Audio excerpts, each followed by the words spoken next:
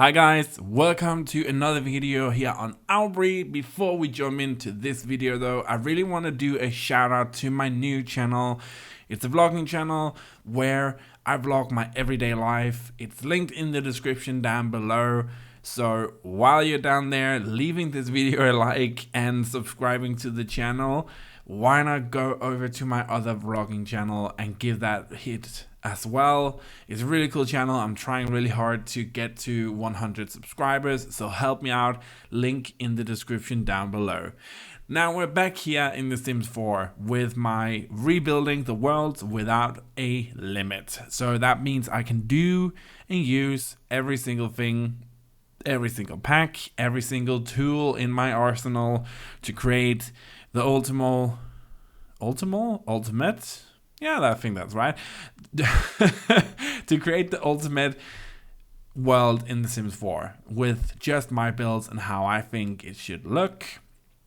So I thought that most people would probably start off in some of the older worlds, but I have always thought that Stylled Valley was an eyesore in The Sims worlds. I don't think it's a good world at all. There's so many horrible builds. We all know Toilet Gate, where there was this big mansion that had no toilets, which is just, how does that happen? So I thought Stylled Valley would be the perfect place to start. If you haven't watched the two previous videos, you can kind of see the houses in the background. So I'm kind of creating this fake cul-de-sac. And the reason that I can do that is because with the For Rent expansion pack, we actually had the opportunity to select rooms, entire houses as livable spaces to rent out. And I thought that was a really cool idea. What if I took that idea and put it into a little cul-de-sac like this, with these multiple smaller houses, where one of them is the house that you choose to live in, and then you could rent out the rest of them. So you kind of have this whole community, because you can actually rent out to quite a lot of Sims in this expansion pack. So together with the things that I'm doing here, I thought it was a really cool idea. So this is the third house on the street, and there are going to be 5 houses in total. I was kind of both building on the house that we're building on right now, but also fixing up the street a little bit, because there's some things that was just, I was not having the way that it was looking. I was actually quite annoyed by the fact that it looked not that good. And then I was like, you know what? I haven't actually put in any mailboxes in this place, and you kind of need that, right? And then I thought we also need a place for all the trash cans and the dumpsters and stuff like that, the containers, whatever you call them in English. So I did that, and I'm kind of all over the place. Then I forgot the dumpsters for each house, because I really want each of these houses to feel like separate houses, but I also want the houses to look like they belong in the surrounding area. And if you take a look at what the set dressing the Sims team have done for this world, it's very much the same type of building, but with different color schemes throughout. And that's kind of what I was trying to do here. So you will notice that the buildings that I'm building on this cul-de-sac all kind of look the same, but all feel different. And that's really my goal here. So you could kind of pick out the house that you wanted for the family that you thought, this fits really well with this family. So the houses don't have the biggest gardens. Some of them have such small gardens that there really aren't a garden, like the house next to this one. And this house here, we have a little porch area and a side garden that you actually have to go out onto the street to get to, because there is just not space. But again, I really wanted it to feel like a real breathing place. And the fact of the matter is that a lot of people, if they don't live in apartments, people don't live in these huge mansions. So houses are cramped. It's like it's very lived in, and I think that brings sort of a realism that's really nice to see. And that's always kind of the things that I'm trying to go for with the builds that I do. I have done lots of fantasy inspired builds, um, which again, is some of my favorites. But when it comes to rebuilding the worlds here and doing them justice, I really want to lean into the more realistic vibe of it, because that's just what fits in with the surrounding area in the world. And I want the builds to feel like, they're actually meant to be here or look like they're supposed to be here. So yeah, that's kind of the aesthetic I was going for. Going into this build though, in the two previous houses, I've used a lot of lighter wood tones, kind of some mixing and matching of furniture and styles. In this one, I wanted to go a bit more of the what I would classify as traditional American. Being a European myself from Scandinavia, in Scandinavia, Denmark, Norway, Sweden, we have kind of a very specific style that's really not represented in this game at all. It's very hard to do the Scandi style in The Sims, because what Americans think is Scandinavian is not Scandinavian at all. So I was trying to, again, I'm not trying to generalize, but I was just in the mindset of, what? This is probably what I feel like American houses look like when I see them in TV shows and stuff like that. So yeah, that's kind of the style I was going for here. I think it turned out really good. So I wanted to have this very dark brown wooden flooring. I wanted to have a bit more of muted color scheme. So I decided that the color would come from the wall, and I could kind of throw in some furniture that had some color schemes to them. But I wanted the more brown, beige, neutral colors in this build, because especially in the, rooms where the people would be together, so the bedrooms could be kind of more personalized versions of what I thought that person would live there would want. Again, might be very generalizing, but I just feel like when I watch reality shows on, I don't know, TLC or something like that, and you actually see most of these generic family homes, not a lot of furniture, which I did not do, but it's a color scheme that's very recognizable, from the browns and the beige color scheme to sometimes whites, but again with a lot of dark wood tones, which is polar opposite of what we have in Scandinavia at all. Like dark woods are very beautiful, trust me, I love those in the right settings, but it's just about taste, I guess. So the living room here, I think it turned out really good. Again, I'm working on houses here with not a lot of space, so it's just about trying to cram in the right amount of stuff without over cramming it, so it looks horrible and your Sims can't actually move around. And that's actually quite a hard challenge to kind of find that balance. But I think, especially with these houses, it really turns out really good. I'm overall really satisfied with the way that everything turns out or looks. And I said this in a previous video.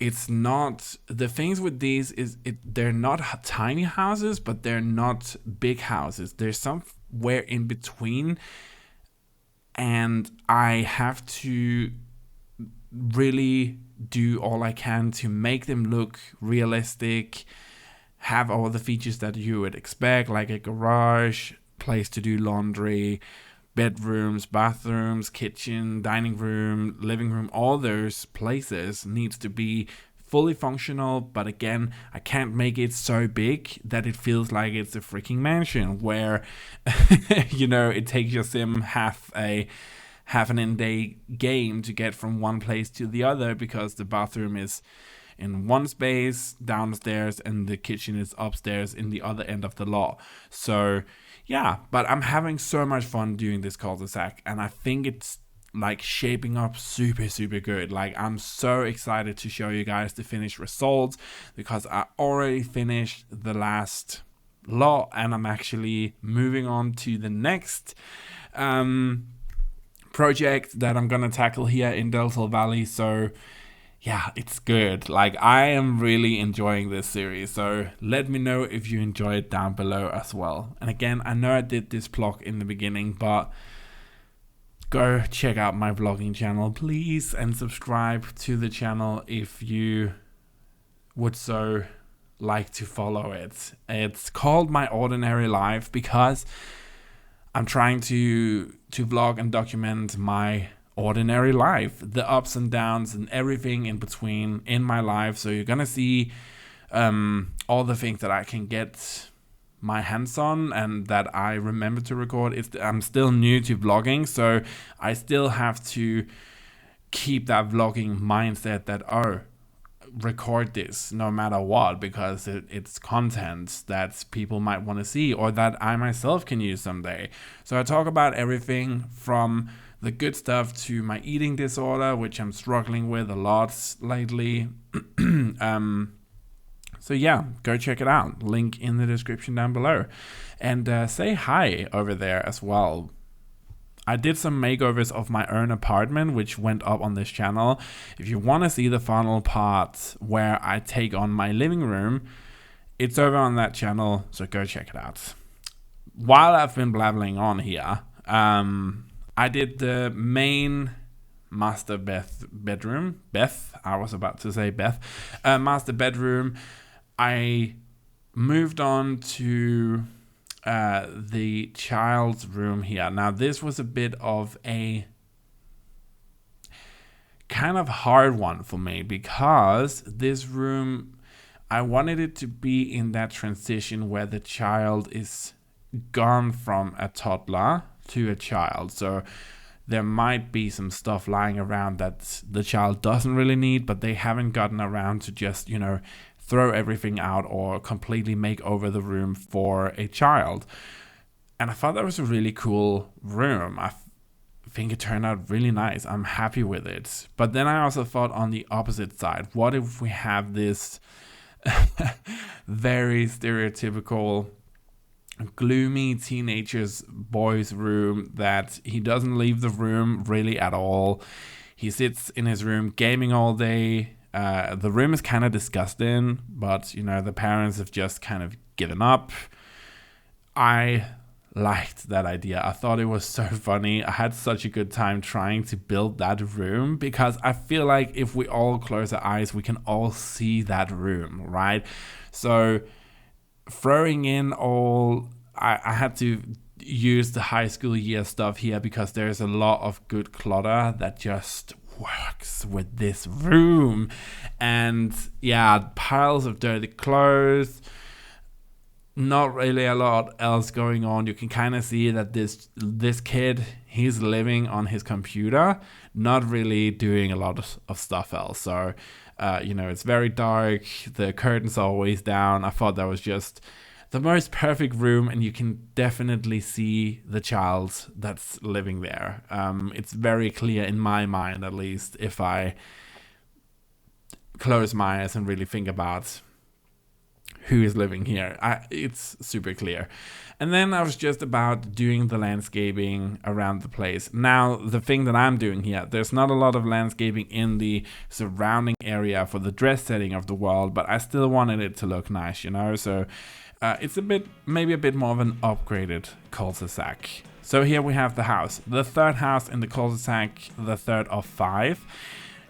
The reason that I'm doing each house separately in a video is because then I get to show you guys as much as possible from each of the builds without actually grazing over them really quick so you don't get to see as much, and it's gonna be like a 45 to an hour long video. I thought this was a lot better for you guys, and I get to show a lot more, which I enjoy immensely. So here we have some shots of the layout of the, you know, the whole house. I think the layout really works.